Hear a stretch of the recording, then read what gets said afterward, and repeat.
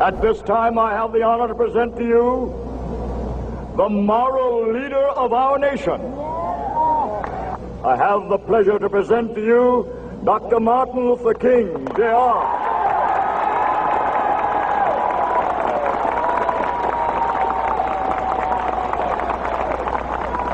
I am happy to join with you today in what will go down in history as the greatest demonstration for freedom in the history of our nation.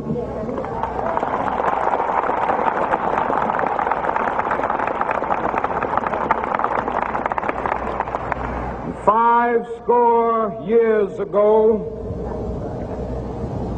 a great American in whose symbolic shadow we stand today signed the Emancipation Proclamation. This momentous decree came as a great beacon light of hope to millions of Negro slaves who had been seared in the flames of withering injustice. It came as a joyous daybreak to end the long night of their captivity. But 100 years later, the Negro still is not free. 100 years later, the life of the Negro is still sadly crippled by the manacles of segregation and the chains of discrimination. 100 years later, the Negro lives on a lonely island of poverty in the midst of a vast ocean of material prosperity. 100 years later, the Negro is still languished in the corners of American society and finds himself in exile in his own land.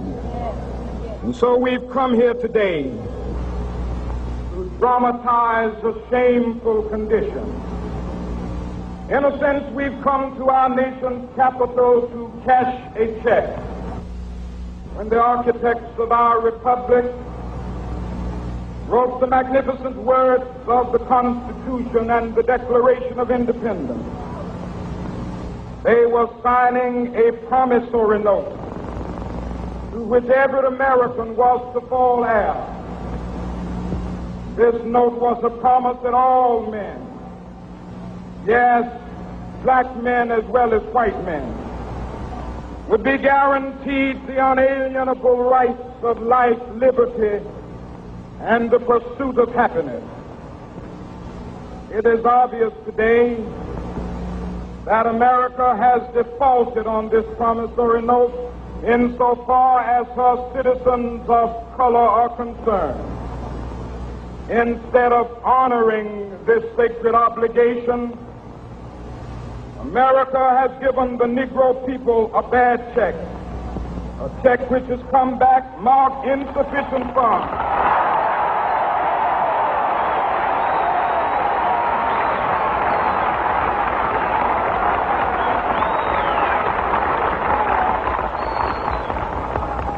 But we refuse to believe that the Bank of Justice is bankrupt. We refuse to believe that there are insufficient funds in the great vaults of opportunity of this nation. So we've come to cash this check, a check that will give us upon demand the riches of freedom and the security of justice.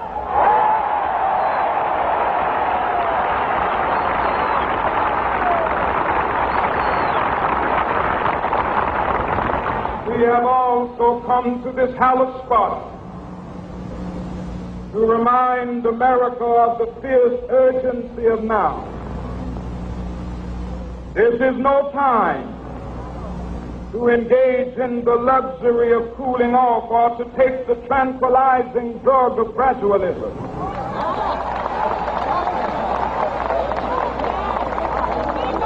Now is the time to make real the promises of democracy. Now is the time to rise from the dark and desolate valley of segregation to the sunlit path of racial justice. Now is the time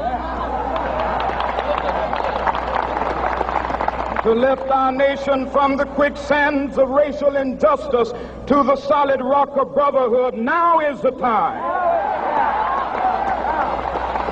to make justice a reality for all of God's children. It would be fatal for the nation to overlook the urgency of the moment. This sweltering summit of the Negro's legitimate discontent will not pass until there is an invigorating autumn of freedom and equality. 1963 is not an end, but a beginning. Those who hope that the Negro needed to blow off steam and will now be content will have a rude awakening if the nation returns to business as usual.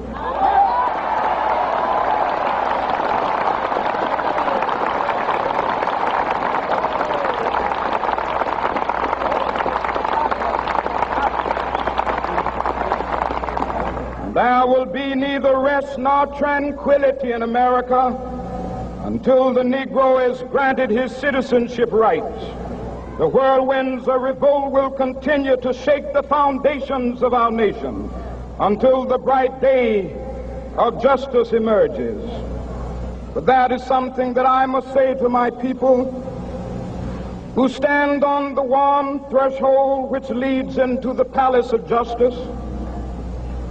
In the process of gaining our rightful place, we must not be guilty of wrongful deeds. Let us not seek to satisfy our thirst for freedom by drinking from the cup of bitterness and hatred.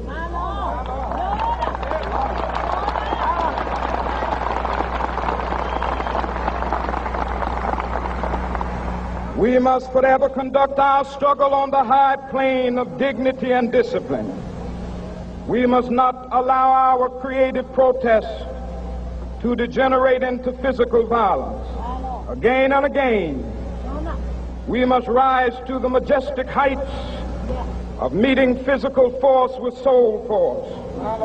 The marvelous new militancy which has engulfed the Negro community must not lead us to a distrust of all white people. For many of our white brothers, as evidenced by their presence here today, have come to realize that their destiny is tied up with our destiny.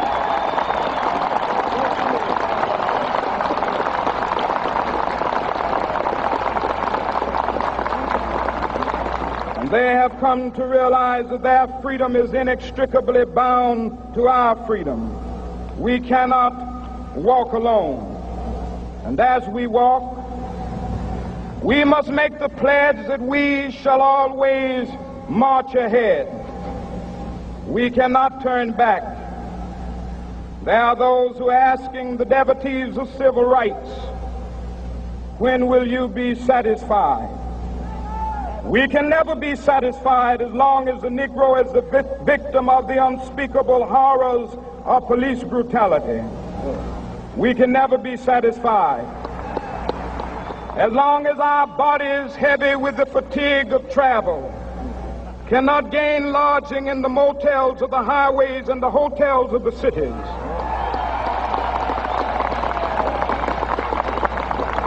We cannot be satisfied as long as the Negro's basic mobility is from a smaller ghetto to a larger one.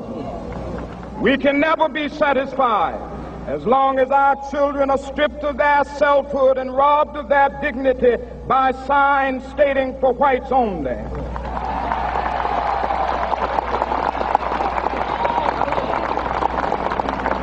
We cannot be satisfied as long as a Negro in Mississippi cannot vote and a Negro in New York believes he has nothing for which to vote.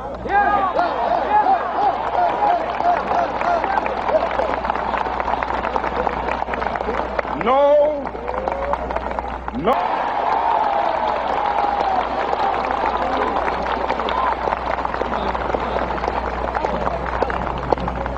I am not unmindful that some of you have come here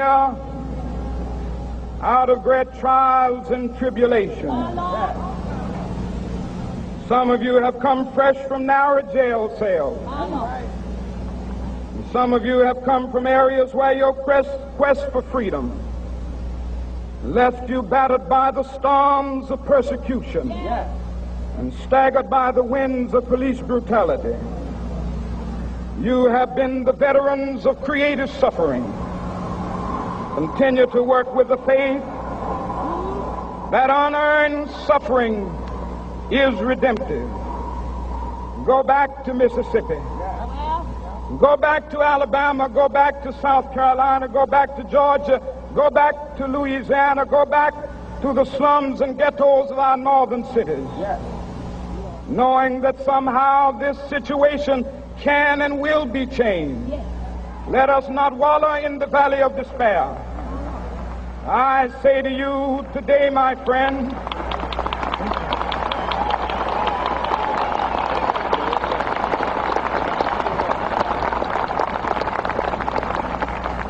so even though we face the difficulties of today and tomorrow, I still have a dream. Yes. It is a dream deeply rooted in the American dream. I have a dream that one day this nation will rise up and live out the true meaning of its creed. We hold these truths to be self-evident, that all men are created equal.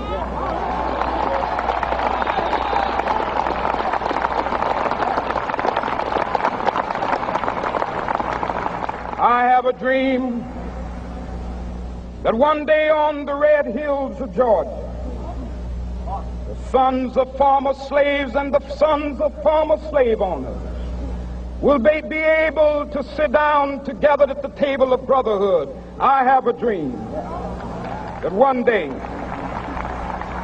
even the state of Mississippi, a state sweltering with children, will be able to sing with new meaning, "My country, 'tis of thee. Sweet land of liberty, of thee I sing. Land where my fathers died, land of the pilgrim's pride. From every mountainside, let freedom ring. And if America is to be a great nation, this must become true.